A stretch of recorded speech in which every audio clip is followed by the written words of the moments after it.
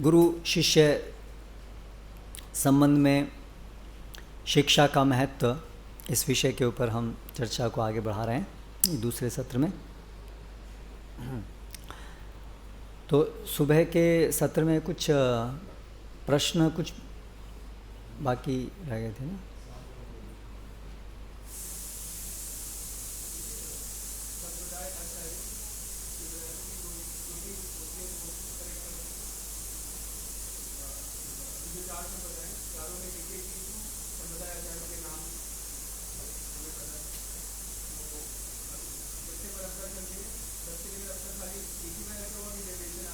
नहीं, वो तो एक उदाहरण दिया है। हाँ, हो सकते हैं।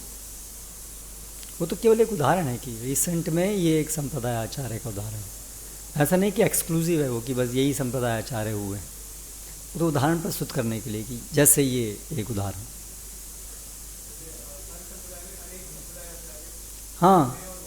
हाँ, जैसे हमारे इसी छोटे समय में ही हमने भक्तिदान सरस्वती महाराज, उसके बाद थोड़े समय के बाद में भक्तिदान सरस्वती महाराज वाज आल्सो संप्रदाय आचार्य for Gaudiya Math. He started Gaudiya Math and then after soon another आचार्य हैज़ टू कम, संप्रदाय आचार्य। क्योंकि भक्तिदान सरस्वती महाराज की जो इंस्ट्रक्शंस थी वो पालन कुछ नहीं हुई कि जीबीसी बनाओ और पूरे से प्रचार करो। वो दे missed the direction. Teachings were not mispresented, but the direction was lost. Direction वो कि प्रचार करना है, वो तो आपस में ही उसके लिए कौन नेक्स्ट बनेगा उसमें ही वो लोग इन्वॉल्व हो गए। तो वो जो डायरेक्शन था वो मिस हो गया। इसलिए Srila Prabhupada had to start like rejuvenate the direction. So yeah, like that.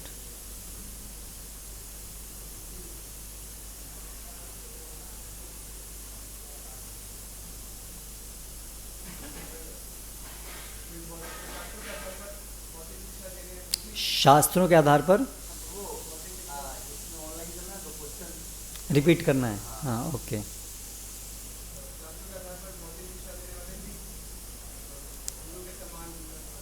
शास्त्रों के आधार पर, हाँ, शास्त्रों के आधार पर जो भी शिक्षा है वो गुरु के समान ही उनको सम्मान देना। आचार्यम माम विजानीयाम जब भगवान बताते हैं तो उसमें जो भी शिक्षक हैं गुरुकुल के, जो भी शास्त्र के अनुसार जो शिक्षा दे रहे हैं वो सब भी गुरु के ही। हाँ, भौतिक शिक्षा, लेकिन शास्त्र के अनुसार। शास्त्र के अंदर भी परा विद्या भी है, अपरा विद्या भी है। हाँ, ऐसे बहुत से। हाँ,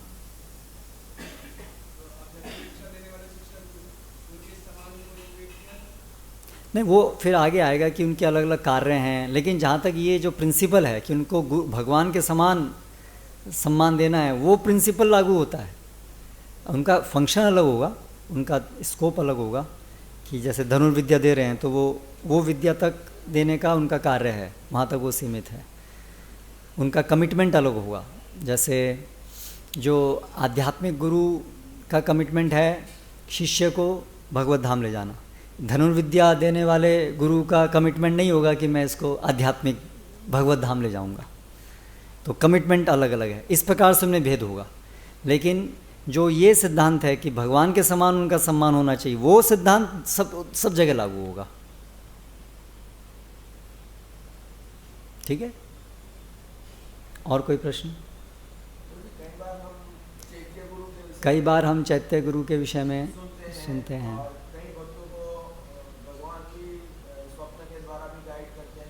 भगवान स्वप्न के द्वारा कई भक्तों गाइड करते हैं। आपको भी करते हैं क्या? अच्छा।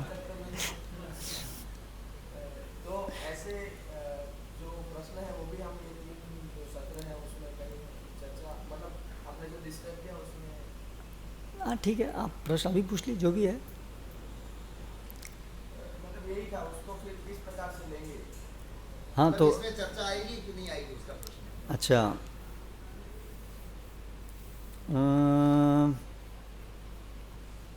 ऐसे बिल्कुल स्पेसिफिक उस पर तो नहीं आएगी,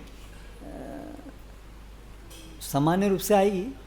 ठीक है, तो अभी भी कर सकते हैं ऐसा भी प्रश्न। तो चैत्य गुरु हृदय में भगवान जो है सपने के रूप में देखते हैं। तो सपने के रूप में भगवान शिक्षा देते हैं, लेकिन प्राथमिक तरीका है भगवान ग्रंथों के माध्यम से देते हैं। तो अगर सपने में हमें कोई शिक्षा दिख रही है जो शास्त्रों के अनुसार है तो ठीक है, हम उसको स्वीकार कर सकते हैं। अभी ये सपने में वो भगवान ने शिक्षा दी या वो सपने का जो सामान्य रूप होता है कि जो भी हमारे इंप्रेशंस होते हैं वो सपने की तरह आते हैं, वो किसी भी रूप में हो सकता है, लेकिन अगर वो शास्त्र के अनुसार है तो उसको स्वीकार करने में कोई दिक्कत नहीं है। वो इमैटीरियल है कि वो किस वजह से वो सपना आया, भगवान का हस्तक्षेप था या वो केवल एक जो शरीर की संरचना है उसके अनुसार वो हुआ। लेकिन अगर सपने में इंस्ट्रक्शन मिली जो शास्त्र के विरुद्ध है ना, तो फिर हम उसको स्वीकार नहीं कर सकते, क्योंकि सेंट्रल जो है वो तो शास्त्र ही है। और अगर आपको कोई ऐसी पर्टिकुलर इंस्ट्रक्शन भी सपने में मिल रही है जो ठीक है इन जनरल इंस्ट्रक्शन के विरुद्ध नहीं है शास्त्र की, लेकिन कोई व्यक्तिगत इंस्ट्रक्शन है, तो उसको भी हमें आध्यात्मिक गुरु से या जो भी जिनसे हम शिक्षा ले रहे हैं उनसे हमें उसे कंफर्म करना पड़ेगा कि क्या वास्तव में ये कार्य मुझे करना चाहिए, नहीं करना चाहिए।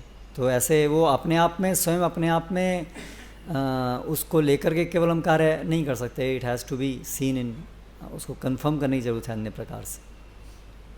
और दूसरी चीज़ की ऐसे सामान्यतया आरंभिक स्तर पे साधक आराम से स्तर पे कोई भी सपना दिखा उसको हम इस तरह से नहीं ले सकते कोई नेसेसरली कोई डिवाइन इंस्ट्रक्शन ही है।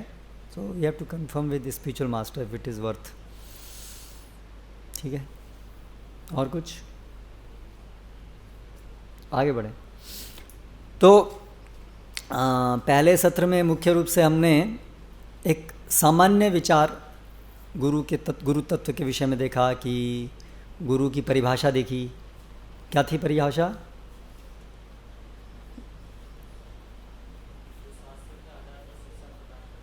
जो शास्त्रों के आधार पर शिक्षा दें उनको गुरु कहते हैं, ये सेंट्रल डेफिनेशन है। ओके, फिर हमने देखा कैसे ओरिजिनल गुरु कौन है? कृष्ण हैं। और कृष्ण जो हैं वो, ठीक से बैठो, वो शिक्षा किस प्रकार से हम तक पहुंचाते हैं? परंपरा के माध्यम से। परंपरा का पूरे पहले सत्र का केंद्रीय शिक्षा क्या थी? सेंट्रल थीम क्या था? थीम बताओ ना, थीम क्या था? संस्थापकाचार्य कोई थीम नहीं हुआ ना, वो तो नाम हुआ संस्थापकाचार्य। संस्थापकाचार्य ये ऐसे करके कोई थीम बनेगा ना।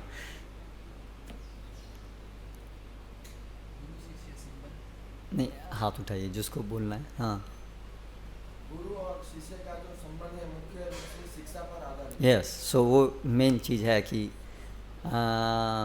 भगवान जो हैं, जो गुरु का जो मुख्य कार्य है वो है शिक्षा, आध्यात्मिक शिक्षा, शास्त्र शिक्षा देना। वो संबंध का सार है, परंपरा का सार है, ये सेंट्रल पॉइंट था। ओके, तो अभी गुरुओं के अलग अलग प्रकार, अलग अलग प्रकार के गुरु।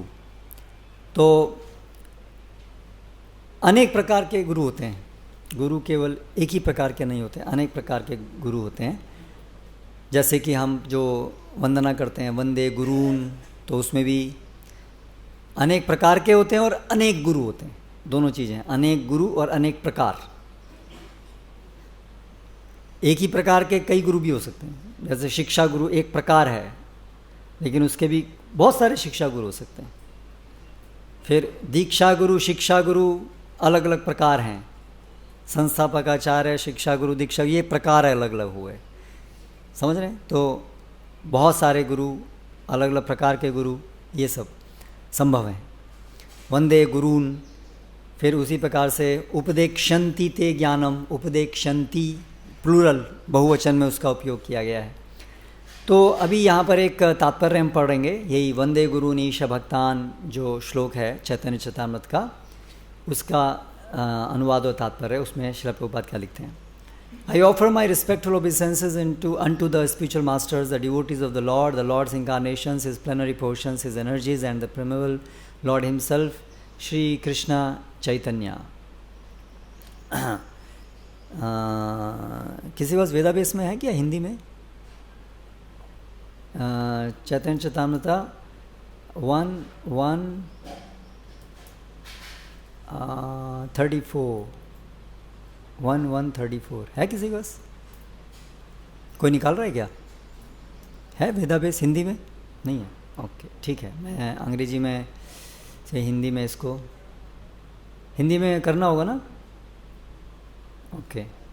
कृष्णदास कविराज गोस्वामी ने ये संस्कृत का श्लोक जो है वो अपनी पुस्तक के आरंभ के लिखा है और अभी आगे वो उसको विस्तार से बताएंगे। वो अपने प्रणाम प्रस्तुत करते हैं जो आध्यात्मिक परम तत्व है उसके 6 सिद्धांतों को।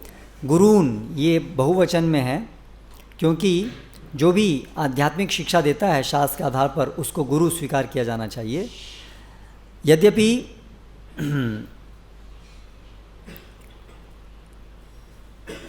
अन्य लोग एक भक्त को आरंभ में, जो आरंभिक भक्त है, आरंभिक स्थिति में है, उसको मार्ग प्रशस्त कर सकते हैं, लेकिन वो गुरु जो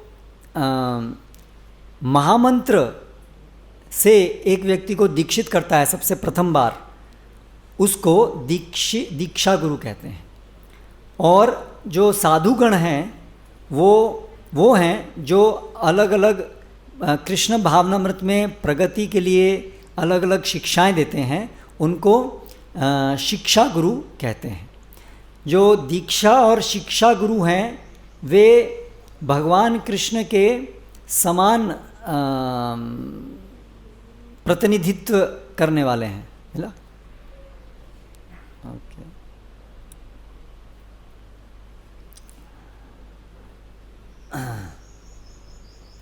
संत आध्यात्मिक गुरुओं को निर्देश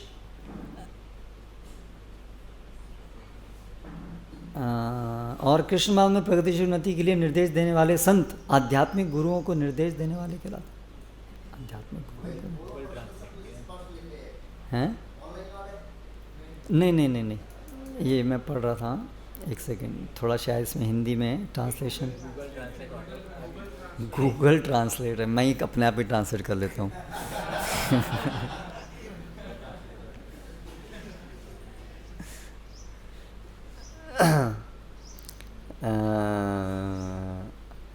ठीक है। तो जो दीक्षा और शिक्षा गुरु हैं वो भगवान कृष्ण के समान और एक जैसे प्रकटीकरण हैं। यद्यपि उनकी जो शिष्य के साथ में उनका आदान प्रदान होता है वो अलग अलग होता है। उनका जो कार्य है वो बद्ध जीव को भगवत धाम वापस ले जाने में उसका मार्ग प्रशस्त करना होता है।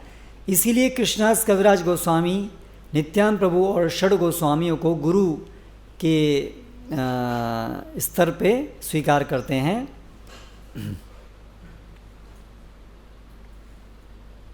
ओके, तो अभी ये जो हमने पढ़ा तात्पर्य, इससे यही बिंदु निकल के आ रहा है कि गुरु जो हैं वो अलग अलग प्रकार के होते हैं। प्रभुपाद बता रहे हैं वर्तमान प्रदर्शक गुरु होते हैं, शिक्षा गुरु होते हैं, दीक्षा गुरु होते हैं। और फिर क्या बता रहे हैं कि ये जो गुरु हैं वो एक समान भी हैं और उनमें कुछ अंतर भी है। दीक्षा गुरु और शिक्षा गुरु में समानता भी है और अंतर भी है। वो कृष्ण के प्रतिनिधि हैं, दोनों के ही दोनों, है ना। तो ये एक समानता है, लेकिन दे ऑल्सो, उनका शिष्य के साथ जो संबंध है उसमें अंतर भी है दोनों का। तो इस तरह से ये आज का एक महत्वपूर्ण विषय है जिसके ऊपर हम चर्चा करेंगे कि दीक्षा और शिक्षा गुरु समान भी हैं और उनमें अंतर भी है। क्या समानता है और क्या भेद है वो हमें समझना है। कई बार ऐसा एक विचार प्रस्तुत किया जाता है कि दीक्षा गुरु क्योंकि दीक्षा देते हैं और शिक्षा गुरु दीक्षा नहीं देते हैं, केवल शिक्षा देते हैं, इसलिए दीक्षा गुरु ज़्यादा बड़े हैं शिक्षा गुरु से। लेकिन ये विचार सही नहीं है। केवल इस वजह से कि दीक्षा गुरु दीक्षा देते हैं और शिक्षा गुरु दीक्षा नहीं देते हैं, इसलिए दीक्षा गुरु ज़्यादा महत्वपूर्ण हैं शिक्षा गुरु से या ज़्यादा बड़े हैं उनसे, ऐसा नहीं है। दोनों ही भगवान के प्रतिनिधि होने के कारण दोनों ही सम्माननीय हैं, एक ही समान, गुरु के ही समान सम्माननीय हैं। उनके अलग अलग रोल हैं, उसके कारण वो एक भक्त के जीवन में उनका अलग अलग महत्व हो सकता है, लेकिन केवल इस कारण से कि वो दीक्षा दे रहे हैं इसलिए वो महान हैं और दीक्षा नहीं दे रहे हैं इसलिए वो कम महत्वपूर्ण हैं, छोटे हैं, निम्न दर्जे के हैं, ऐसा नहीं है। तो कब कब कौन कौन से गुरु एक भक्त के जीवन में अधिक महत्व रख सकते हैं वो हम देखेंगे आगे कि उनके अलग अलग प्रकार कैसे हो सकते हैं। अब इसी विषय में एक और श्लोक चैतन्य चैतन्य में है, शिक्षा गुरु के त जानी कृष्णेर स्वरूप अंतर्यामी भक्त श्रेष्ठ ए दुई रूप। हमें चाहिए कि हम समझें कि जो शिक्षा गुरु हैं वो भगवान के प्रतिनिधि हैं। शिक्षा गुरु के त जानी कृष्णेर स्वरूप, शिक्षा गुरु जो हैं वो कृष्ण के स्वरूप हैं। अंतर्यामी भक्त श्रेष्ठ ए दुई रूप, वो दो रूप में प्रस्तुत होते हैं, एक अंतर्यामी चैत्य गुरु और दूसरे एक भक्त श्रेष्ठ के रूप में। प्रभुपाद जी उस तात्पर्य में लिखते हैं, there is no difference between the shelter giving supreme lord and the initiating and instructing spiritual masters. If one foolishly discriminates between them he commits an offense in the discharge of devotional service. जो शरण देने वाले भगवान, शिक्षा गुरु और दीक्षा गुरु, इन सब में कोई अंतर नहीं है। अगर कोई मूर्खतापूर्ण तरीके से उनमें भेद देखता है तो वो अपराध करता है भक्ति सेवा करने में। तो इस तरह से यहाँ पर समानता प्रकट हो रही है कि इस प्रकार से समानता है उनके अंदर कि दोनों ही भगवान के प्रतिनिधि हैं। फिर चैतन्य चैतन्य में एक और तात्पर्य में श्रील प्रभुपाद लिखते हैं, the word guru is equally applicable to the वर्तमान प्रदर्शक गुरु, शिक्षा गुरु एंड दीक्षा गुरु। जो शब्द गुरु है वो इन सभी प्रकार के गुरुओं के लिए समान रूप से प्रयुक्त होता है।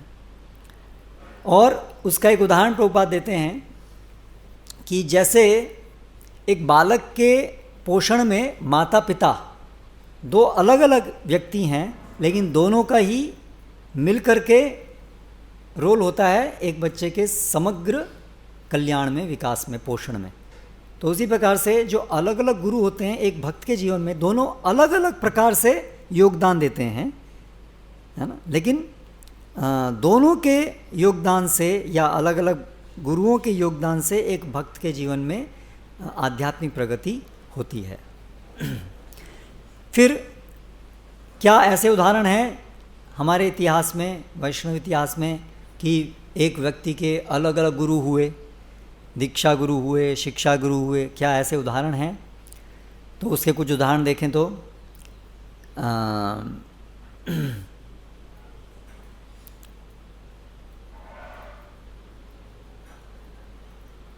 ध्रुव महाराज के संदर्भ में सबसे पहले हम देखते हैं। तो एक तात्पर्य में श्री प्रभुपाद लिखते हैं, बहुत फेमस तात्पर्य है 4:12-32। ध्रुवा को अपनी माता सुनीति के संदर्भ में एक कृतज्ञता की भावना का अनुभव हो रहा था, क्योंकि सुनीति ही थी जिसने उनको ये विचार दिया था जिससे कि वो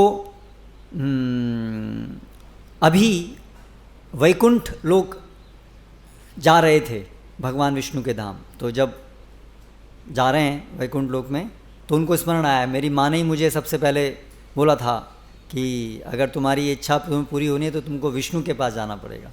करेक्ट। तो इस तरह से उन्होंने मुझे रास्ता दिखाया था, तो उनको उनका स्मरण हुआ और उनको लगा मेरा कर्तव्य है कि उन्होंने मुझे रास्ता दिखाया है तो वो भी साथ में चलें, हाँ, वैकुंठ वो भी जाएं।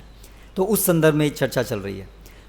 वस्तुतः ध्रुव महाराज की जो माँ थी सुनीति, वो पथ प्रदर्शक गुरु थीं। पथ प्रदर्शक गुरु का अर्थ है वो गुरु जो रास्ता दिखाता है। वर्तमान प्रदर्शक, पथ प्रदर्शक, ये दोनों प्रायवाची हैं। वर्तमान मतलब पथ। यद्यपि ऐसे गुरु को कभी कभी कभी शिक्षा गुरु भी कहते हैं। तो ये एक प्रकार के शिक्षा गुरु हुए, वर्तमान प्रदर्शक या पथ प्रदर्शक गुरु। यद्यपि नारद मुनि उनके दीक्षा गुरु थे ध्रुव महाराज के, लेकिन सुनीति उन्होंने मंत्र दिया था ना, तो वो मंत्र गुरु, दीक्षा गुरु मतलब मंत्र, मंत्र और हरिनाम जो देते हैं वो दीक्षा गुरु, ठीक है। तो नारद मुनि यद्यपि दीक्षा गुरु थे, लेकिन सुनीति जो उनकी माँ थी वो प्रथम व्यक्ति थी जिन्होंने उनको शिक्षा दी कि वो कैसे भगवान का आशीर्वाद प्राप्त कर सकते हैं। ये कर्तव्य है शिक्षा गुरु का या दीक्षा गुरु का कि वे शिष्य को सही रास्ता दिखाएं, और ये शिष्य के ऊपर निर्भर करता है कि वो फिर इस रास्ते को सही से निभाए। शास्त्र के निर्देश के अनुसार शिक्षा गुरु और दीक्षा गुरु में कोई अंतर नहीं है। सामान्य रूप से शिक्षा गुरु ही आगे चल करके दीक्षा गुरु बनता है। तो शिक्षा गुरु, क्योंकि गुरु का सबसे महत्वपूर्ण काम है शिक्षा देना, इसलिए शिक्षा गुरु। शिक्षा गुरु आरंभ से किसी को शिक्षा देता है, उसको संबंध ज्ञान देता है, उसको भक्ति में लगाता है, और जनरली क्या होता है, इस प्रकार से जो शिक्षा गुरु पहले से एक व्यक्ति को लेके आ रहा है वही आगे चल करके दीक्षा भी देता है। सामान्य रूप से ऐसा होता है। तो दीक्षा गुरु जो है वो शिक्षा गुरु में से ही एक दीक्षा दे करके दीक्षा गुरु बनते हैं। तो इस तरह से दोनों में समानता समझ में आ रही है ना।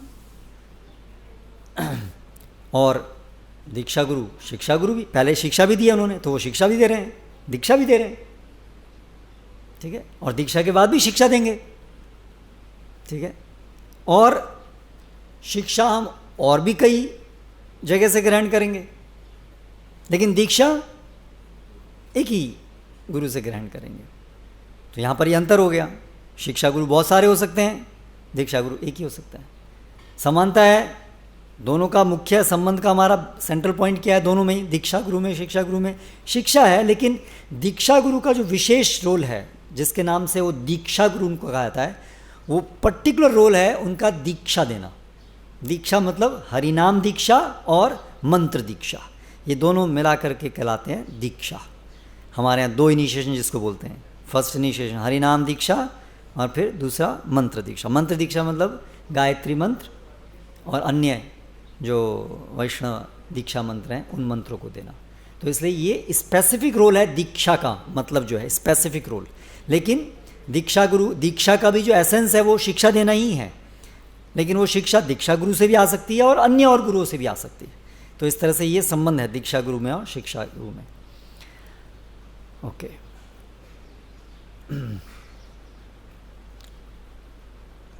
फिर दूसरे उदाहरण, शिक्षा गुरु और दीक्षा गुरु कैसे एक व्यक्ति के जीवन में शिक्षा गुरु और दीक्षा गुरु होते हैं, उसके अन्य उदाहरण। कृष्णदास कविराज गोस्वामी शिक्षा गुरु के रूप में स्वीकार करते हैं षड गोस्वामियों को, और नित्यानंद प्रभु को वो दीक्षा गुरु के रूप में बताते हैं। बिल्वमंगल ठाकुर सोमगिरी उनके दीक्षा गुरु थे और चिंतामणि उनके शिक्षा गुरु थीं। भक्तिविनोद ठाकुर, गौर किशोरदास बाबा जी महाराज उनके शिक्षा गुरु थे, और गौर किशोर बाबा जी महाराज दीक्षा गुरु हुए भक्तिदान सरस्वती महाराज के। जगन्नाथ दास बाबा जी महाराज शिक्षा गुरु भक्तिविनोद ठाकुर के। तो ऐसे हम देख रहे हैं कि पर्याप्त उदाहरण हैं हमारी परंपराओं में कि कैसे शिक्षा गुरु भी होते हैं, दीक्षा गुरु भी होते हैं हमारे जीवन में। अभी समानता तो हमने देखी कि समानता ये है, अभी भेद क्या होता है उससे पहले ये समझें कि शिक्षा गुरु और दीक्षा गुरु में अभी हम भेद समझने से पहले एक अन्य विषय पहले समझें कि दीक्षा गुरु और शिक्षा गुरुओं के भी अलग अलग प्रकार हो सकते हैं। उन जनरल दोनों के मिला करके भी अलग अलग कैटेगरी हो सकती हैं। शिक्षा गुरु और दीक्षा गुरुओं में ही दोनों के ही अलग अलग प्रकार हो सकते हैं। ठीक है, किस किस आधार पे? मुख्य रूप से दो आधार पे उनके अलग अलग भेद हो सकते हैं। एक है कि कोई पर्टिकुलर गुरु, उनका व्यक्तिगत आध्यात्मिक प्रगति अलग अलग स्तर पे होने के कारण वो अलग अलग उनके स्तर हो सकते हैं, इस प्रकार से उनमें भेद हो सकता है। हाँ। शिक्षा गुरु भी अलग अलग स्तर पे हो सकते हैं उनके आध्यात्मिक प्रगति के आधार पर, ठीक है। और अलग अलग जो दीक्षा गुरु हैं, मतलब एक व्यक्ति के तो एक ही दीक्षा गुरु होंगे, लेकिन अलग दीक्षा गुरु में भी उनके आध्यात्मिक प्रगति के स्तर पर अंतर हो सकता है। ये एक प्रकार है जिससे अंतर हो सकता है। दोनों में ये अंतर संभव है, दीक्षा गुरु में भी और शिक्षा गुरु में भी। आध्यात्मिक स्तर के कारण अंतर, आध्यात्मिक स्तर के कारण उनमें स्तर में भेद, ठीक है।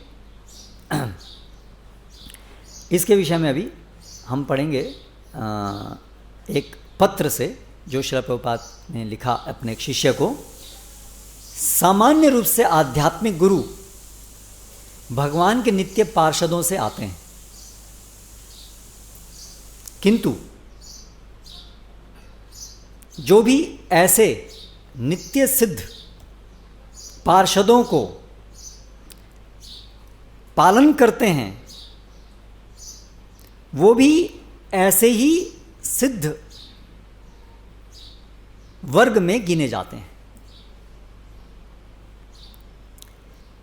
एक व्यक्ति वो है मुक्त आचार्य, लिबरेटेड आचार्य, जो पहले वाली कैटेगरी में है, जो भगवान के नित्य पार्षद हैं।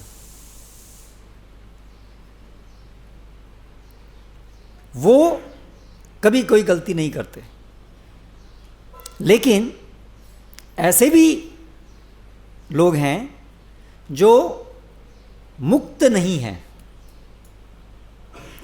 इसलिए वो उनसे कम योग्य हैं, किंतु फिर भी वे गुरु और आचार्य की तरह से कार्य कर सकते हैं। किस तरह से? गुरु शिष्य परंपरा में बहुत कड़ाई से उन मुक्त लोगों को अनुसरण करके वे भी गुरु का कार्य कर सकते हैं। तो इससे हमें क्या दिख रहा है? गुरु के अंदर अलग अलग स्तर के कारण भेद हो सकते हैं। मुख्य रूप से दो भेद समझ में आए, मतलब भेद दो प्रकार समझ में आए, एक मुक्त और एक जो मुक्त नहीं है लेकिन मुक्त का कड़ाई से पालन कर रहे हैं। इसलिए गुरु दोनों ही हो सकते हैं, दोनों में एक पार्षद हैं, मुक्त हैं, और एक मुक्त नहीं है लेकिन मुक्त का कड़ाई से अनुसरण कर रहे हैं, तो वो भी गुरु हो सकते हैं। फिर आगे उपदेशामृत से हम पढ़ रहे हैं 5वें श्लोक के अंदर तात्पर्य से। किसी को आध्यात्मिक गुरु तब तक नहीं बनना चाहिए जब तक वो उत्तम अधिकारी नहीं हो। एक जो कनिष्ठ अवस्था में वैष्णव है या जो मध्यम स्तर पे जो वैष्णव है वो भी शिष्य स्वीकार कर सकता है, किंतु ऐसे शिष्य समान स्तर पे होने चाहिए और ये समझा जाना चाहिए कि वे अपने परम लक्ष्य, जीवन के परम लक्ष्य की तरफ ऐसे जो गुरु हैं उनके अपूर्ण मार्गदर्शन में बहुत अच्छे से प्रगति नहीं कर पाएंगे। इसलिए शिष्य को बहुत सावधान होना चाहिए कि वो उत्तम अधिकारी को अपना आध्यात्मिक गुरु स्वीकार करे। ये जो हमने उदाहरण दिया ये किस लिए दिया? केवल ये दिखाने के लिए कि गुरु अलग अलग स्तर पे हो सकते हैं। अभी इसके अंदर और बहुत सारी चर्चाएं हो सकती हैं, लेकिन वो हमारा फ़िलहाल का विषय नहीं है। फ़िलहाल केवल यही दिखाने के लिए कि गुरु के अंदर अलग अलग स्तर हो सकते हैं। ऐसा नहीं कि सभी गुरु एक ही स्तर पे होंगे, आध्यात्मिक स्तर के अनुसार वो अलग अलग स्तर पे हो सकते हैं गुरु। केवल ये पॉइंट को दर्शाने के लिए हम ये उद्धृत कर रहे हैं। अब ठीक है, अब ये चर्चा यहाँ पर ये श्लोक आया तो थोड़ा कुछ चीज़ें इसमें बता सकते हैं। कि प्रभुपाद यहाँ पर कह रहे हैं उत्तम अधिकारी ही होना चाहिए, फिर प्रभुपाद क्या कह रहे हैं मध्यम और कनिष्ठ भी हो सकता है, तो दोनों को हमें हार्मोनाइज करना पड़ेगा। तो इसलिए होना चाहिए मतलब अंतर होगा फिर अगर ये नहीं होगा तो, लेकिन ऐसा नहीं है कि संभव नहीं है, चाहिए वो अच्छा होगा कि यदि उत्तम अधिकारी हो, लेकिन ऐसा नहीं है कि अगर, क्योंकि उत्तम अधिकारी तो बहुत रेयर हैं, तो तब तक फिर क्या होगा फिर। तो इसलिए शास्त्र में ये एक्सेप्टेड है कि जो खुद मुक्त नहीं है वो भी गुरु का कार्य कर सकते हैं, शिक्षा एज वेल एज दीक्षा दोनों। लेकिन कंडीशन क्या है, यदि वो जो ऐसे मुक्त हैं उनका कड़ाई से पालन करने वाले होने चाहिए, तो वो भी दीक्षा दे सकते हैं। हाँ, कुछ अंतर होगा,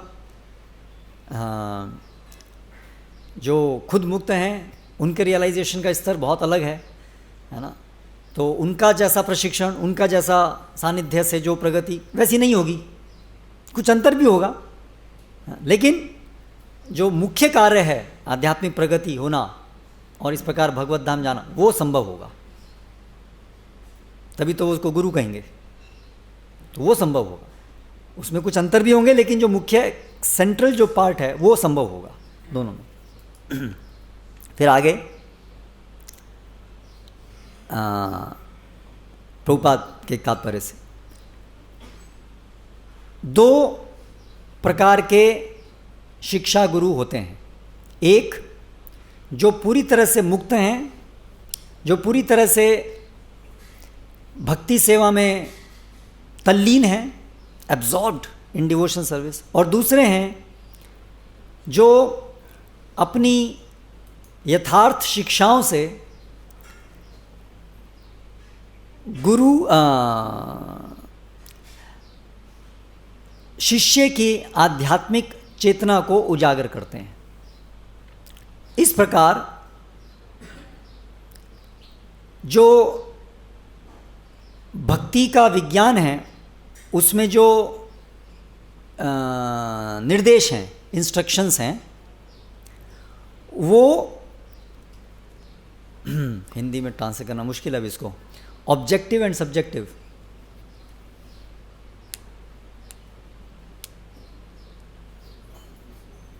ठीक है, उसको मैं एक शब्द तो मुझे नहीं पता, लेकिन थोड़ा क्या अर्थ है, अर्थ करके उसको बताने का प्रयास करूंगा। ऑब्जेक्टिव मतलब होता है जो सत्य है, फैक्ट। सब्जेक्टिव है जो भी सत्य है उसकी जितनी समझ एक व्यक्ति को हो पाती है उसको बोलते हैं सब्जेक्टिव। उस व्यक्ति के अनुसार वो कितना उसको समझा है वो सब्जेक्टिव। सत्य को वो कितना समझा है उसको सब्जेक्टिव कहेंगे। ऑब्जेक्टिव जो पूरा सच है, जो किसी की समझ पे आधारित नहीं है, जो खुद वास्तविकता है, उसको बोलेंगे ऑब्जेक्टिव। तो जो मुक्त स्तर पे आध्यात्मिक गुरु हैं उनका जो इंस्ट्रक्शंस हैं वो ऑब्जेक्टिव स्तर पे हैं, पूरी तरह से खुद रियलाइज्ड हैं, पूरी तरह से वो सत्य जो है वो आत्मसात किया हुआ है पूरी तरह से। लेकिन जो दूसरे हैं वो सब्जेक्टिव वे ऑफ अंडरस्टैंडिंग है, वो इसलिए हालांकि वो सत्य है लेकिन उसका जो रियलाइजेशन का जो स्तर है वो उनके व्यक्ति वो कितना उसको रियलाइज कर पाएँ उसके आधार पर वो अलग होगा। तो इस प्रकार से ये भेद है एक प्रकार का कि उनके आध्यात्मिक प्रगति के आधार पर ये गुरु के अंदर अलग अलग भेद होंगे, लेकिन दोनों ही कंडीशन में भगवान के समान उनको सम्मान देना ये दोनों ही कंडीशन में लागू होता है ना। ये जो है नियम ये दोनों ही के लिए लागू होता है। फिर अन्य प्रकार का जो अंतर है गुरुओं में, अभी हम शिक्षा गुरु और दीक्षा गुरु में अंतर डिस्कस नहीं कर रहे हैं, हम जनरली गुरु के अंदर जो अलग अलग प्रकार हो सकते हैं, भेद होते हैं, दोनों ही दीक्षा गुरु शिक्षा गुरु में, उसको हम डिस्कस कर रहे हैं। उसमें पहला हमने अंतर किस आधार पे अंतर देखा, उनकी आध्यात्मिक प्रगति के आधार पर। अभी दूसरा अंतर है शिष्य के प्रति उनका जो कमिटमेंट है। कमिटमेंट को क्या कहेंगे? हाँ, जवाबदारी, हाँ, उत्तरदायित्व, ओके, हाँ, उत्तरदायित्व कह सकते हैं। तो शिष्य के प्रति जो उनका उत्तरदायित्व है उसमें अंतर के कारण भी दीक्षा गुरु और शिक्षा गुरु में अलग अलग प्रकार हो सकते हैं, भेद हो सकते हैं। ठीक है, ये दूसरा प्रकार है। जैसे वर्तमान प्रदर्शक हैं गुरु, उनका जो शिष्य के प्रति उत्तरदायित्व है वो सीमित है। कहाँ तक सीमित है? आरंभ कराने तक सीमित है। एक व्यक्ति के जीवन में आध्यात्मिक बीज डालने तक उत्तरदायित्व सीमित है उनका। जैसे पुस्तक वितरण करने हम जाते हैं तो उस समय में जो हमारा उत्तरदायित्व होता है वो इस प्रकार का होता है। हम प्राथमिक रूप से भाई कम से कम उनको पुस्तक दें, इस माध्यम से हमारा जो कर्तव्य है वो हमने उनको एक बीज दिया, एक श्रद्धा का बीज दिया। अभी उनको आगे और जरूरत पड़ेगी, उनके आध्यात्मिक जीवन में प्रगति करने के लिए उनको और फर्दर गुरुओं की जरूरत पड़ेगी, उनको दीक्षा गुरु की जरूरत पड़ेगी, उनको और शिक्षा गुरु की जरूरत पड़ेगी, है ना। लेकिन हमने क्या काम किया? कम से कम उनका एक जीवन में एक शुरुआत हो, कम से कम इतना काम हमने किया। तो हमारा जो जिन लोगों को मिल रहे हैं उनके प्रति हमारा उत्तरदायित्व इस स्तर तक सीमित था कि कम से कम हम शुरुआत करें, है ना। तो ऐसे हम देखते हैं कई लोग, हमें कोई भक्त लेके आते हैं कहीं से, तो शुरुआत कराई उन्होंने हमारी, तो उनका जो हमारे जीवन में जो रोल रहा वो सीमित रहा। कई बार होता है कोई भक्त ने हमको शुरुआत कराई और बस फिर उस भक्त से हम मिले नहीं, या जो भी कारण हुआ उससे वो हमारे फिर आगे शिक्षा हमने उनसे नहीं ली, केवल वहीं तक ही सीमित रह गई। तो इसलिए हमारे जीवन में जो उनका रोल था, वो उनका जो उत्तरदायित्व हमारे जीवन में था वो सीमित रहा एक स्तर तक। तो इस तरह से वो सीमित हो गया। इसका अर्थ ये नहीं है क्योंकि उनका उत्तरदायित्व हमारे जीवन में सीमित है इसलिए वो भगवान के मिशन में उनका रोल कम है, या उनकी श्रद्धा कम है, या उनका डेडिकेशन कम है, उससे ये अर्थ नहीं निकाल सकते। हमारे जीवन में उनका रोल सीमित है। जैसे हो सकता है कोई दीक्षा गुरु हैं, इवन कोई लिबरेटेड पर्सनैलिटी भी है, लेकिन एक पर्टिकुलर व्यक्ति के जीवन में हो सकता है कि वो वर्तमान प्रदर्शक का ही काम करे बस, है ना। उनके जीवन में, एक व्यक्ति के जीवन में उन्होंने बस यही काम किया, उनको शुरुआत किया, बाकी फिर उनकी बाकी शिक्षाएं, दीक्षा और किसी से हुई। करेक्ट। जैसे हम पुस्तक वितरण करने आते हैं, गुरु महाराज भी पुस्तक वितरण करते हैं, तो संभव है कि उन्होंने किसी के जीवन में जस्ट शुरुआत की, लेकिन बाद में फिर उनका दीक्षा अन्य गुरु से हुआ। वो कहेंगे हाँ एक्चुअली मैंने सबसे पहले जो सुना ना, मैं मंदिर में आया सबसे पहले मैंने भक्ति विकास महाराज को ही सुना था, या इन महाराज को सुना था, वहाँ से मेरे जीवन की शुरुआत हुई थी। फिर मैं भक्ति में गंभीर हुआ, भक्तों से मिला, फिर मुझे धीरे फिर मैंने इनसे दीक्षा ली। तो हो सकता है किस दीक्षा ली हो। तो ऐसे वर्तमान प्रदर्शक गुरु कोई भी स्तर पे हो सकते हैं, वहाँ पर भी हो। ऐसा नहीं कि वो वर्तमान प्रदर्शक जरूरी है कि वो एक पर्टिकुलर स्तर पे होंगे, उनके आध्यात्मिक स्तर कोई भी हो सकता है उनका भी, लेकिन पर्टिकुलर कमिटमेंट को लेकर के वहाँ पर वो सीमित ही है। वर्तमान प्रदर्शक गुरु का रोल, उत्तरदायित्व जो एक व्यक्ति के, एक शिष्य के एक जीवन में है वो लिमिटेड है। उस प्रकार से जो हमारे शिक्षक होते हैं, जैसे गुरुकुल में अध्यापक हैं, या समाज में ब्राह्मण होते हैं,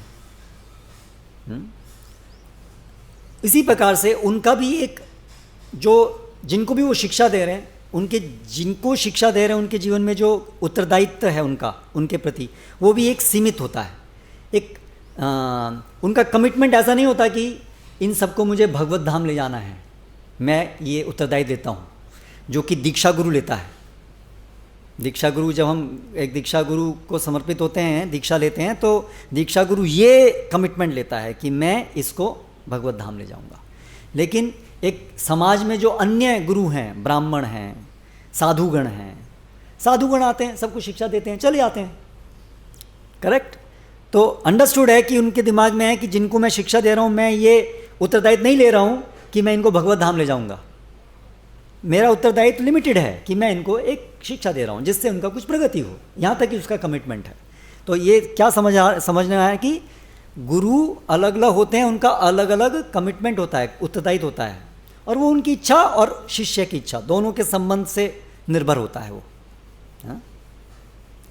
लेकिन कमिटमेंट के अनुसार अलग अलग अंतर होता है। ये बहुत महत्वपूर्ण चीज़ है, कमिटमेंट अलग होता है और हमें ये अंतर समझना है कि किसका हमारे जीवन में क्या कमिटमेंट है, किन गुरु का हमारे जीवन में क्या कमिटमेंट है, कौन हमारा उत्तरदायित्व ले रहे हैं और कौन किसका लिमिटेड उत्तरदायित्व है। उसके अनुसार हमारा उनसे रिलेशन होगा, उसके अनुसार हमारे जीवन में उनका महत्व होगा। जिन गुरु का हमारे जीवन में हमारा पूरा कमिटमेंट है, कंप्लीट, इसको जिन्होंने कमिटमेंट लिया है हमारे बारे में कि हम इनको भगवत धाम ले जाएंगे, तो डेफिनेटली उनका हमारे जीवन में अधिक महत्व होगा ना। क्यों? क्योंकि उन्होंने हमारा पूरा कमिटमेंट लिया है। तो इस तरह से हमारी जो डीलिंग्स होंगी उनके साथ, हमारा जो उत्तरदायित्व होगा उनके प्रति वो बदल जाएगा कंपेयर टू दूसरे के साथ में। इस तरह से अंतर आएगा गुरुओं में, जो भेद है हमारे उसमें। फिर तीसरा है वो कमिटमेंट, वो गुरु जो कमिटमेंट लेते हैं भगवत धाम ले जाने का। ये पूरा कमिटमेंट है, कंप्लीट कमिटमेंट।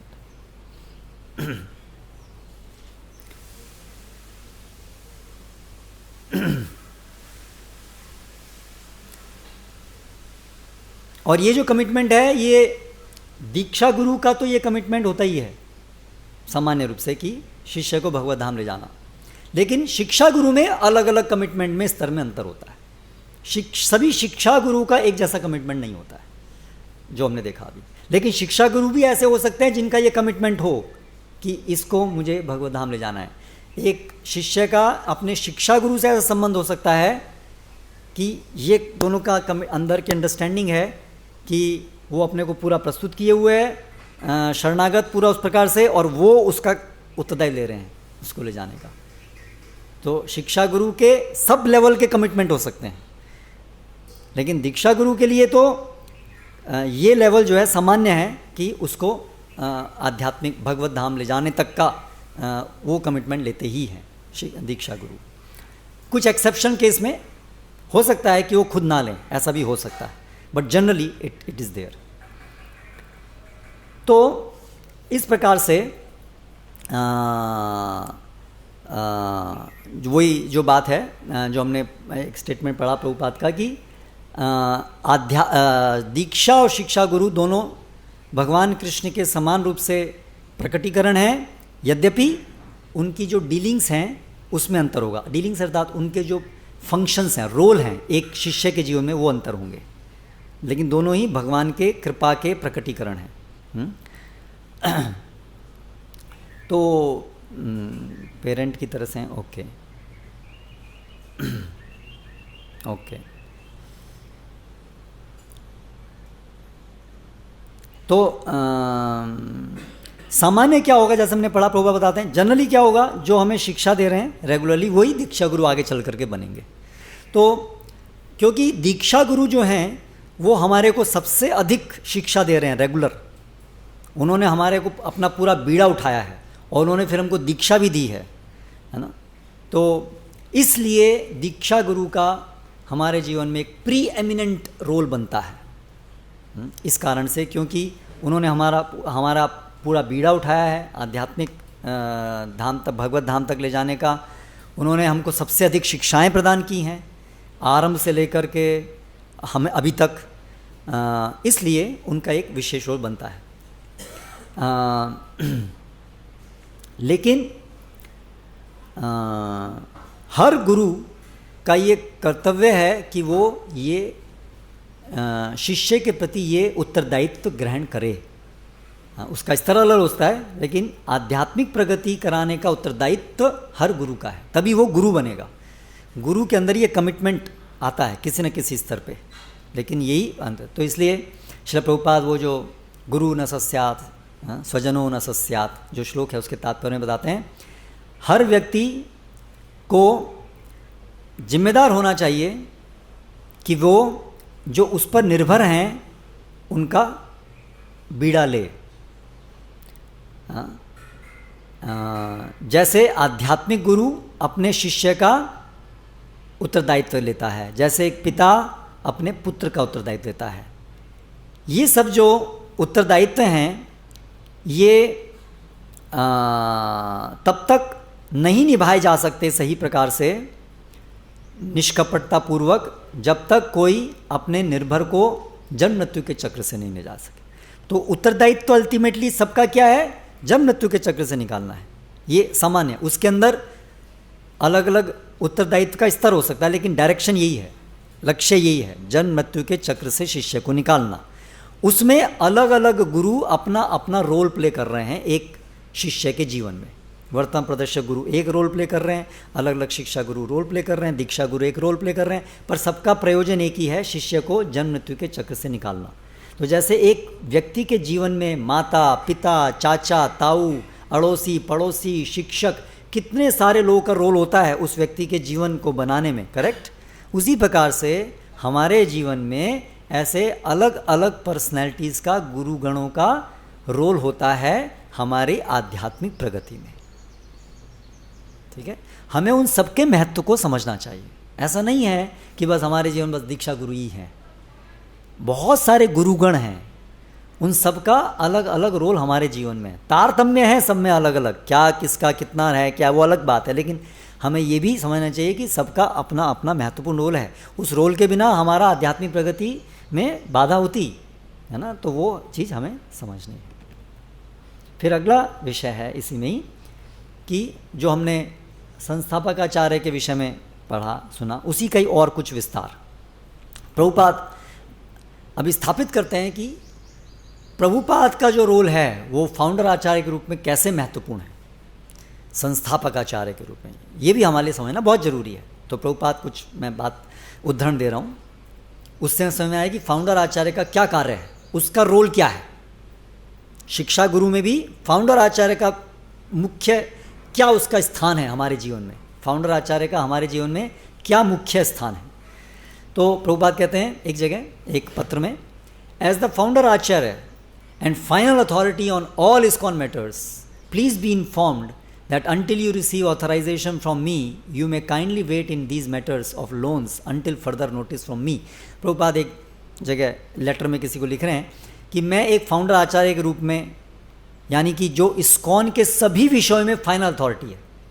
तो एक चीज़ हमें यहाँ से क्या समझ में आई, फाउंडर आचार्य का एक मुख्य रोल क्या हुआ हमारे इस ISKCON के संदर्भ में देखें तो प्रभुपाद का रोल क्या हुआ, ISKCON के संदर्भ में जो भी कार्य हैं उसमें जो फाइनल अथॉरिटी हैं वो शीला प्रभुपाद है। फिर आगे एक अन्य जगह प्रभुपाद लिखते हैं, this is to inform you that I the undersigned am the founder acharya of ISKCON and the world leader for all its branches. Prabhupada कह रहे हैं जितने भी संसार में केंद्र हैं ISKCON के, मैं उन सब का वर्ल्ड लीडर हूँ, बीइंग फाउंडर आचार्य। फाउंडर आचार्य होने के नाते मैं सभी ब्रांचेस का लीडर हूँ। तो इस तरह से फाउंडर आचार्य का जो रोल है वो सदैव के लिए है।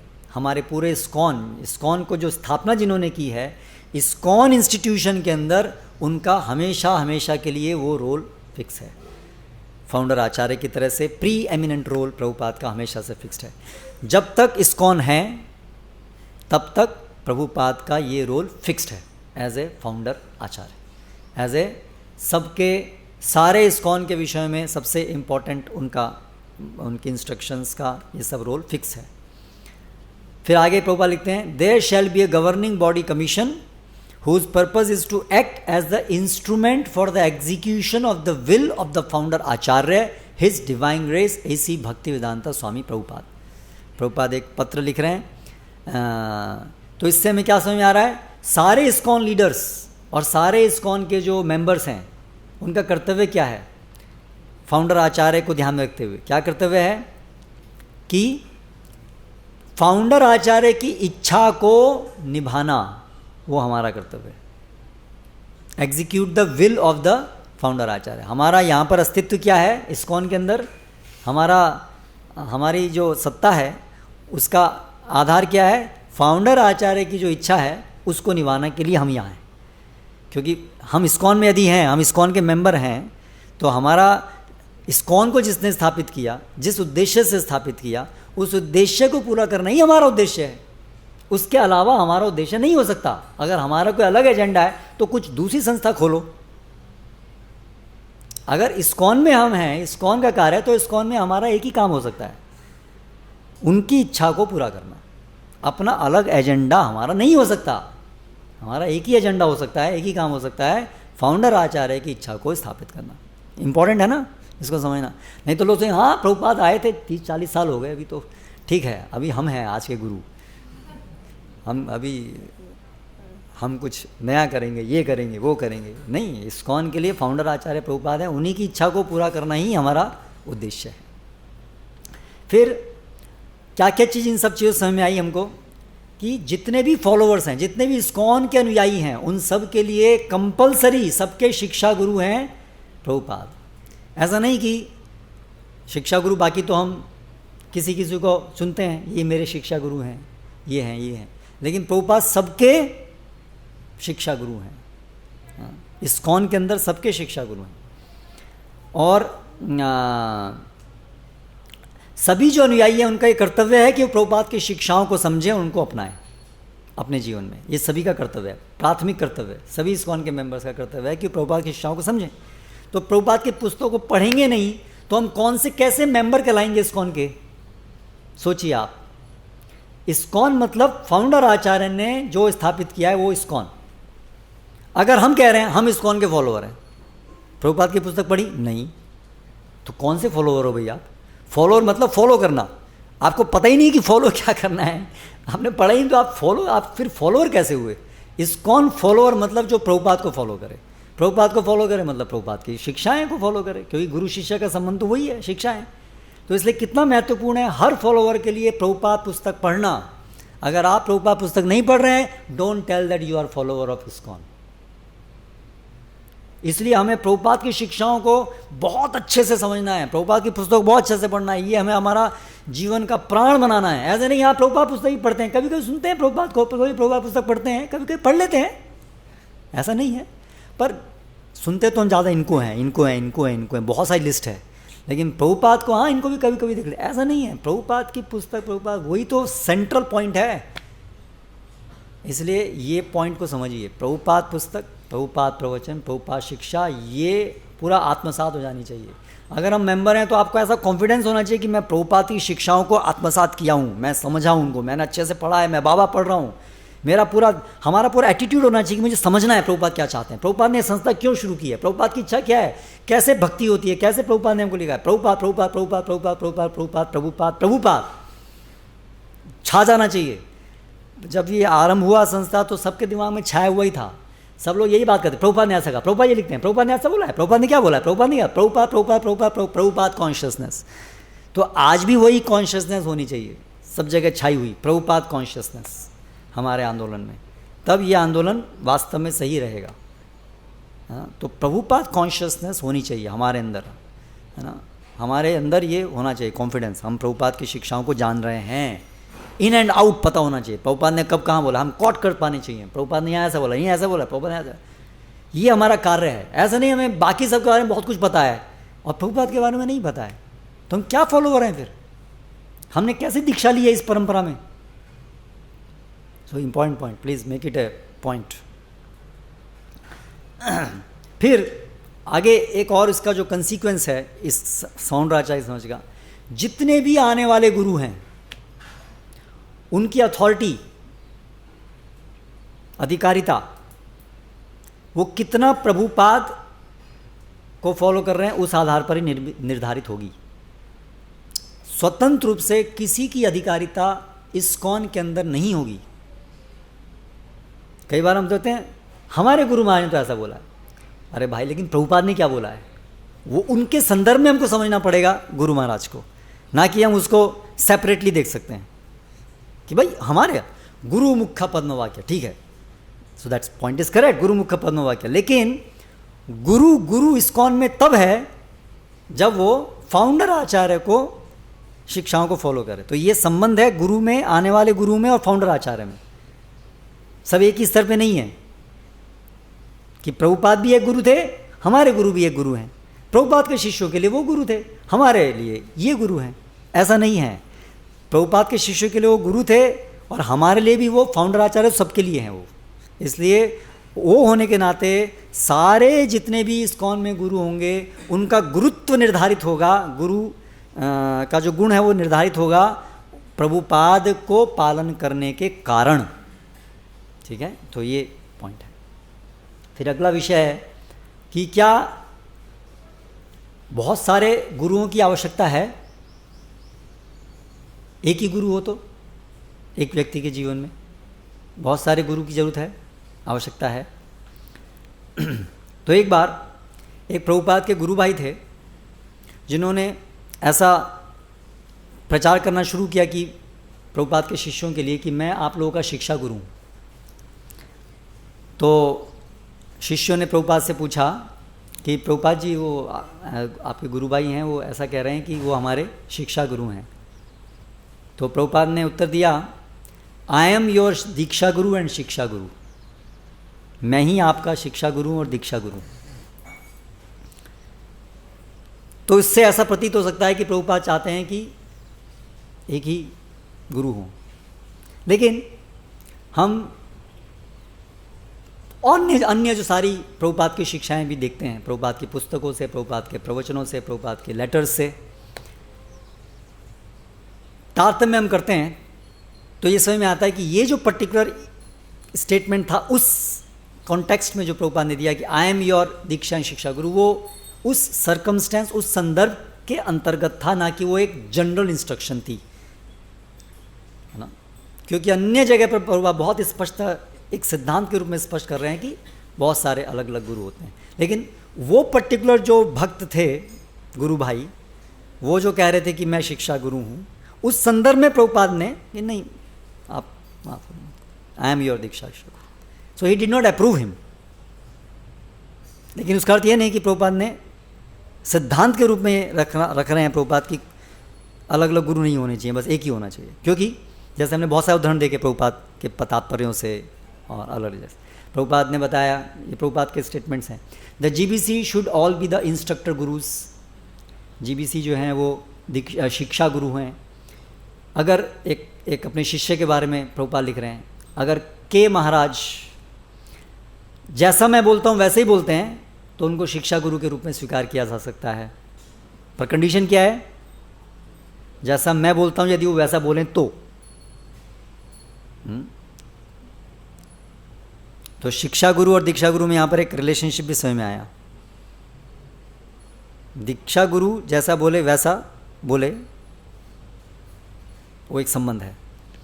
फिर प्रभुपाद कहते हैं यदि किसी का कोई गुरु भाई है, यदि वो कृष्ण भक्ति में बहुत प्रगत है उससे, तो वो उसे आध्यात्मिक गुरु के स्तर पर ही स्वीकार कर सकता है। एक पर्टिकुलर व्यक्ति अपने गुरु भाई को, यदि उसका कोई गुरु भाई आध्यात्मिक रूप से बहुत प्रगत है, तो उसको आध्यात्मिक गुरु के स्तर पे ही स्वीकार कर सकता है। फिर प्रभुपाद ने अपनी पुस्तकों में बहुत जगह पर वंदे गुरुन के तात्पर्य में और इस श्लोक में भी गुरु प्लूरल हैं, बहुत सारे हैं। तो प्रभुपाद ने क्या कंडेम्न किया, तिरस्कृत किया कि अनधिकृत रूप से शिक्षा दीक्षा नहीं होनी चाहिए, वो तिरस्कृत किया, ना कि अलग अलग शिक्षाएं होना अलग अलग जगह से, वो तिरस्कृत नहीं किया। लेकिन अनधिकृत रूप से शिक्षा और दीक्षा, वो तो कहीं भी हो, चाहे शिक्षा भी हो चाहे दीक्षा भी हो, अनधिकृत नहीं होनी चाहिए, वो उन्होंने तिरस्कृत किया। कृष्णा पुस्तक से हम देखें भगवान कृष्ण के वाक्य है सुदामा को, हे मेरे प्रिय मित्र, हर व्यक्ति को चाहिए कि वो अपने पिता को पहला शिक्षक स्वीकार करे, क्योंकि पिता की कृपा से उसे शरीर प्राप्त होता है। इसलिए पिता स्वाभाविक आध्यात्मिक गुरु है। दूसरा आध्यात्मिक गुरु वो है जो दिव्य ज्ञान में दीक्षित करे और उसे मेरे ही समान उसकी पूजा होनी चाहिए। आध्यात्मिक गुरु एक से अधिक हो सकते हैं। जो आध्यात्मिक गुरु शिष्य को आध्यात्मिक विषय में शिक्षा प्रदान करे उसे शिक्षा गुरु कहते हैं, और वो गुरु जो शिष्य को दीक्षा प्रदान करे उसे दीक्षा गुरु कहते हैं। हाथ मत हिलाया करो, हरि बोल। हाथ हिलते नहीं रहने चाहिए, शांत रहना चाहिए, शांत बैठना चाहिए। दोनों ही मेरे प्रतिनिधि हैं। तो अनेक गुरु हो सकते हैं जो शिक्षा प्रदान करें, लेकिन दीक्षा गुरु एक ही होता है। एक व्यक्ति को चाहिए कि वो इन आध्यात्मिक गुरुओं से लाभ प्राप्त करें,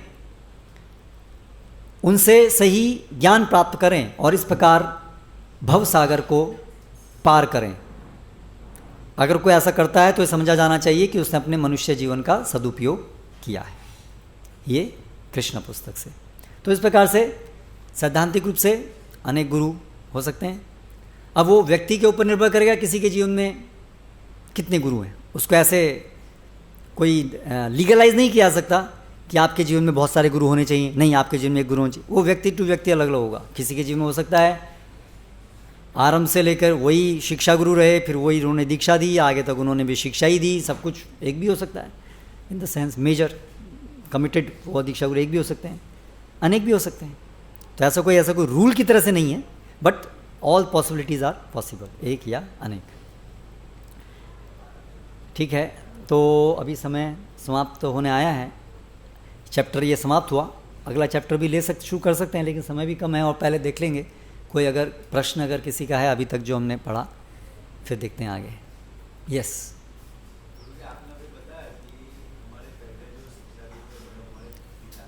हाँ,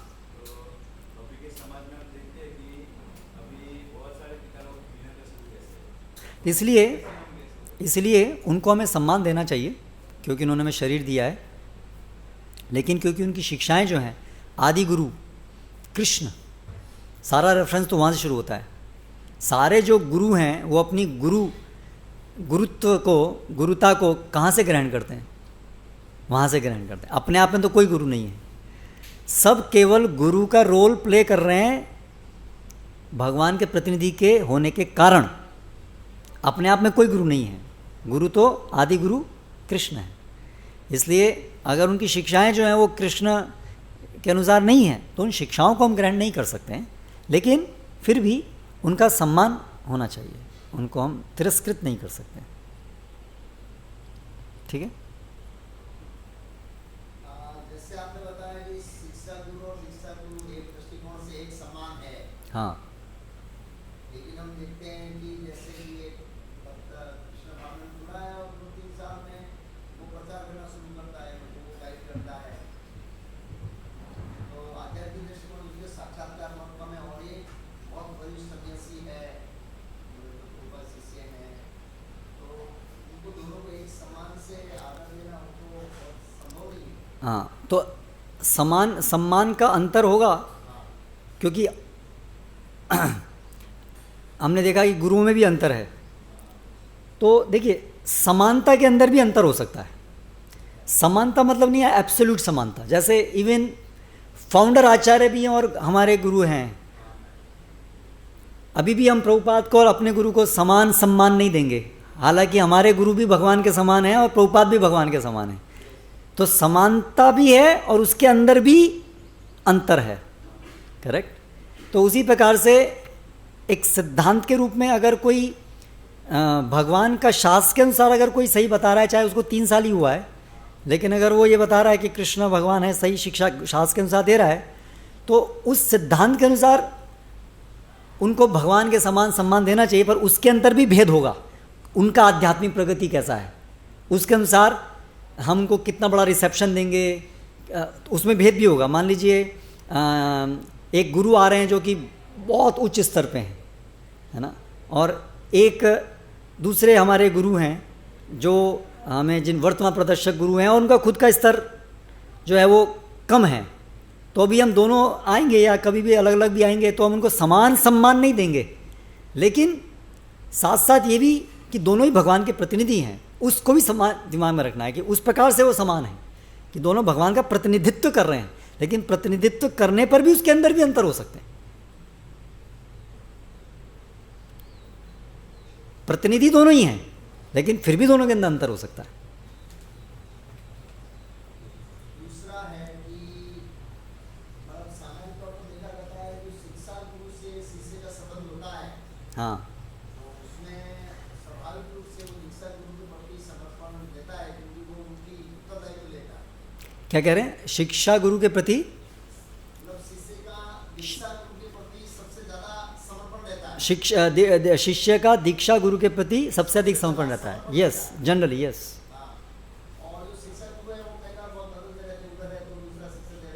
शिक्षा गुरु जो हैं बदलते रहते हैं, वो तो कभी इधर हैं उधर हैं।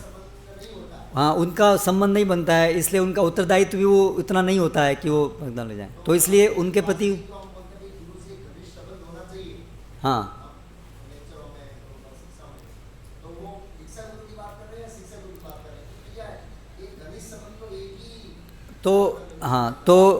तो घनिष्ठ संबंध होना चाहिए गुरु से, ऐसा हम सुनते हैं। तो उसको कैसे समझें कि शिक्षा गुरु से वो तो अलग अलग जगह रहते हैं, कभी जीवन में कुछ समय के लिए आए नहीं आए, तो फिर ये जो बात है कि गुरु घनिष्ठ संबंध होना चाहिए, तो क्या वो दीक्षा गुरु के संदर्भ में ही है कि संबंध होना चाहिए? तो वो जो घनिष्ठता है, अफेक्शन, वो विषय आएगा इसमें आगे पूरा। वो अफेक्शन जो है वो एक अलग फैक्टर है। कम से कम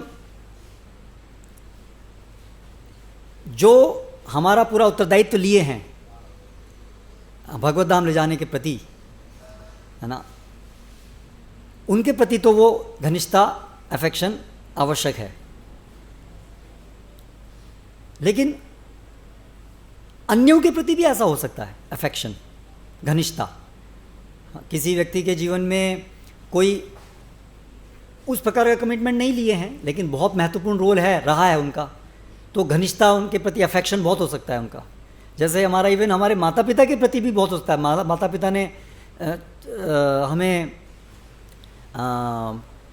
एक स्तर की शिक्षा लेकर हम अपने जीवन में देख रहे हैं कि उन्होंने बहुत महत्वपूर्ण मेरे जीवन में भूमिका अपनाई है, मेरे आध्यात्मिक विकास में, तो बहुत घनिष्ठ संबंध उनसे भी हो सकता है हमारा। तो एक से अधिक भी घनिष्ठ संबंध हो सकता है, लेकिन ऐसा नहीं है कि सबके साथ घनिष्ठ संबंध होना ही चाहिए, ऐसा कंपलसरी नहीं है। गुरु और शिष्य संबंध में ऐसा कंपलसरी नहीं है कि हर एक गुरु के साथ हमारा घनिष्ठ संबंध होना ही चाहिए, ऐसा कंपलसरी रूल नहीं है। वो भी ऐसी कंडीशंस भी हैं, आगे आएंगी, जिसमें दीक्षा गुरु के साथ कंपैरिजन में शिक्षा गुरु के साथ ज़्यादा घनिष्ठ संबंध होगा। ऐसी भी अवस्थाएं संभव हैं जहाँ दीक्षा गुरु से अधिक किसी का शिष्य गुरु के साथ ज़्यादा घनिष्ठ संबंध होगा। नहीं, जो घनिष्ठता होना है वो स्वरूप लक्षण नहीं है गुरु शिष्य संबंध का। अफेक्शन होना वो स्वरूप लक्षण नहीं है। स्वरूप लक्षण उनसे शिक्षा प्राप्त करना और उनको इस प्रकार सम्मान देना, उनको गुरु के, वो उसका स्वरूप लक्षण है। अफेक्शन होना वो स्वरूप लक्षण नहीं है। इसलिए वो ऐसा नहीं है कि अगर वो स्वरूप लक्षण नहीं है तो वो फिर रिलेशनशिप खत्म हो गया। वो एक ऐसी चीज़ है जो हो भी सकती है प्रेजेंट एक रिलेशनशिप में, नहीं भी हो सकती है। वो स्वरूप लक्षण नहीं है, वो मार्जिनल है। वो विषय और आगे आएगा डिटेल में। अफेक्शन,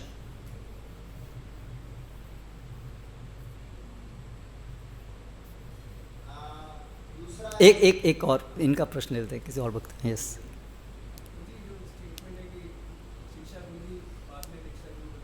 सामान्यतया जनरली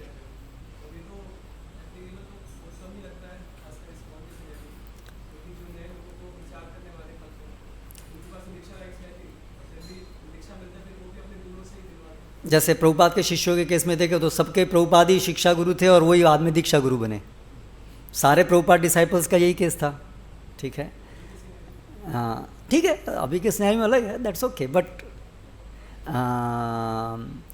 अभी भी ऐसा हो सकता है। बहुत लोग हैं जो गुरुगण हैं, कई बार बहुत उनसे आरंभ से उनसे संपर्क में आए, और हाँ इतना गुरु जनरली जब बहुत, जैसे गुरु में भी ऐसे होगा, जब वो गुरु आरंभ हुए, उनका वो गुरु जब वो आरंभ हुए उन्होंने शिष्य स्वीकार करना, तब स्टार्टिंग फेज़ में आप देखेंगे जो उनके स्टार्टिंग शिष्य बनेंगे बहुत सारे, वो जनरली ऐसे ही बनेंगे जिनको खुद उन्होंने प्रचार किया है। लेकिन जैसे जैसे वो समय जाएगा, जैसे जैसे उनके बहुत सारे शिष्य बनेंगे, तब ये सिनेरियो ज़्यादा उपस्थित होगा, जिसमें ज़्यादातर फिर आगे जो शिष्य बनेंगे वो ऐसे होंगे जो उनके शिष्यों के द्वारा लेके आए गए। लेकिन शुरू में जैसे भक्ति विकास महाराज को आप देखेंगे तो अभी जो सबसे पहले उनके शिष्य हैं वृंदावन में हमारे लक्ष्मण प्रभु हैं, कई लोग हैं, तो वो डायरेक्टली महाराज के ही संपर्क में आए। उनको ऐसा नहीं कि महाराज के किसी और, क्योंकि महाराज के शिष्य थे ही नहीं और कोई, तो जनरली वो महाराज ने उनको, वो उन्हीं से ही अट्रैक्ट हुए, उन्हीं से ही संपर्क में आए, उन्हीं से दीक्षा लिया। तो ये इस तरह से होगा, कोई भी गुरु के जीवन में ऐसा होगा जनरली, स्टार्टिंग में उन्हीं से ही डायरेक्टली वही उनके शिक्षा गुरु होंगे और फिर वो दीक्षा लेंगे, फिर आगे चलते चलते चेंज हो जाएगा। It will happen like that. But okay, it's not इसमें कोई जनरली ऐसा बोला है, लेकिन ऐसा अगर आजकल के परिप्रेक्ष्य में नहीं हो रहा तो उसमें कोई ऐसा नहीं हो गया है कि ये कोई फिक्स प्रिंसिपल है कि यार ये तो उल्टा हो गया है, ऐसा कोई बात नहीं है। ठीक है, जनरली अगर नहीं हो रहा है तो भी कोई बात नहीं। So it's not a point of contention कि ऐसा आज नहीं हो रहा है तो कैसा, तो कोई बात नहीं हो रहा तो कोई बात, किसी पर्टिकुलर परिप्रेक्ष्य में नहीं हो रहा, ठीक है, कोई बात नहीं। ये कोई रूल नहीं बताया गया कि ऐसा होना ही चाहिए, it's not set like that, ये तो ऑब्जर्वेशन की तरह से बताया गया। तो ठीक है, अगर आज जैसे बल रही है, आज इस्कॉन में जब पहले था, पहले स्थिति थी जब सबके सब शिक्षा हुई थी, अभी नहीं है, ठीक है, ओके ओके, नॉट पॉइंट। ओह, एक मिनट, 7 बज गए, सो गौर आरती का समय हो गया ना, ठीक है।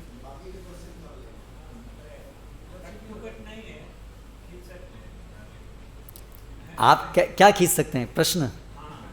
अच्छा, लेकिन महाप्रभु ने कुछ और बोला, महाप्रभु ने बोला प्रश्न कर ले सकते हैं, प्रश्न लेना कट टू कट नहीं है।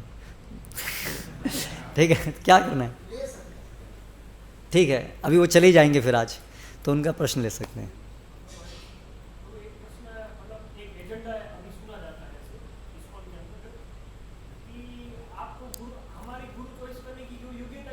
हमारे को तो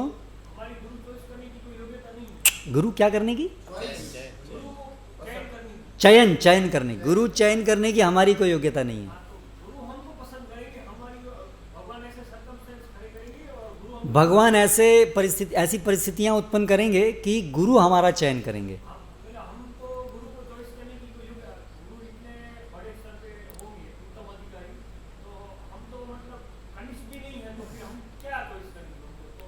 तो हम तो अभी बहुत छोटे हैं, कनिष्ठ हैं, हम कैसे गुरु का चयन कर पाएंगे? हमारी तो योग्यता ही नहीं है गुरु का चयन करने की।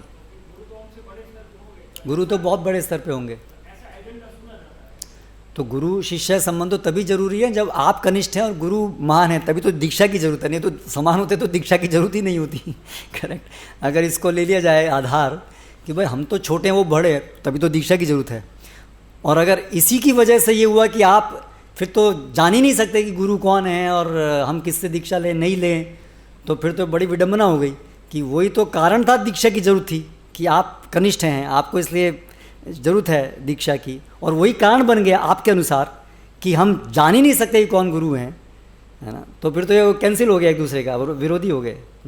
तो इसलिए जो गुरु शिष्य का जो संबंध में जो इंस्ट्रक्शंस हैं, दीक्षा निर्देश हैं, तो वो है कि कैसे शिष्य को परखना है, देखना है कि किन से वो गुरु के लक्षण उसमें हैं कि नहीं हैं। तो अगर आप इतने कनिष्ठ हैं कि आपको यही नहीं समझ में आता कि गुरु किसको कहते हैं, तो फिर आप दीक्षा मत लीजिए, दीक्षा लेने का आप अधिकारी नहीं हैं। आप ऐसा थोड़ा ना कि आप तो सो रहे थे और किसी ने आपको दीक्षा दे दिया आकर के, लो भाई तुम्हारी दीक्षा हो गई, क्या हो गया, दीक्षा हो गया, हाँ क्योंकि मैं तुम्हारा चयन कर लिया, तुमको तो पता ही चलेगा कि तुमको दीक्षा नहीं।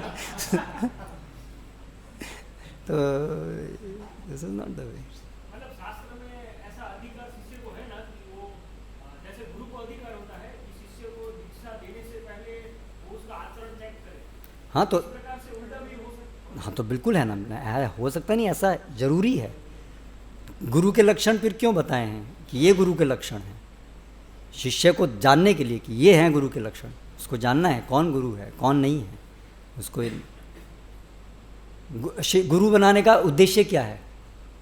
तस्मात् गुरुम प्रपद्येत जिज्ञासु श्रेय, जिसके अंदर श्रेय की जिज्ञासा है उसको गुरु। तो अगर वो इतना न्यूफाइट है, मुझे तो पता ही नहीं गुरु बनाना चाहिए, मुझे पता ही नहीं गुरु क्यों बनाना चाहिए, क्या होना चाहिए, तो गुरु जी आप ही देख लो मुझे क्या करना है। तो गुरु शिष्य संबंध का आरंभ ही ये हुआ, तस्मात् गुरुम प्रपद्येत, गुरु की शरण में उसको जाना चाहिए जिसको श्रेय की जिज्ञासा है ना। जिसको श्रेय की जिज्ञासा ही नहीं है, मुझे जन्म मृत्यु के चक्र से निकालना, मुझे भगवान को, जिसके अंदर ये जिज्ञासा ही नहीं है, उसको गुरु नहीं बनाना चाहिए। वो ढोंगी कोई गुरु बनाएगा या ढोंगी उसको गुरु शिष्य बनाएगा, जो भी है। तो this is not the way, ठीक है।